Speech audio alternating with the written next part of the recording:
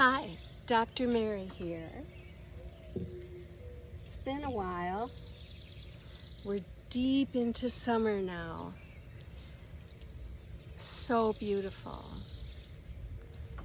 And while I don't have a lot to say, I just wanted to share the nature with you and encourage you as you move through your summer to express yourself, express your creativity, and all of the great ideas that come to you, to act on some of them.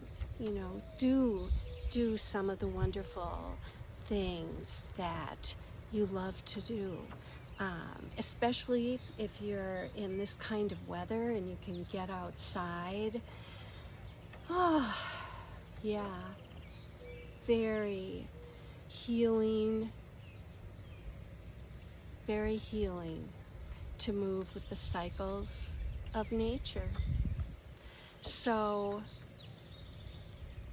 I hope you have a lovely weekend, and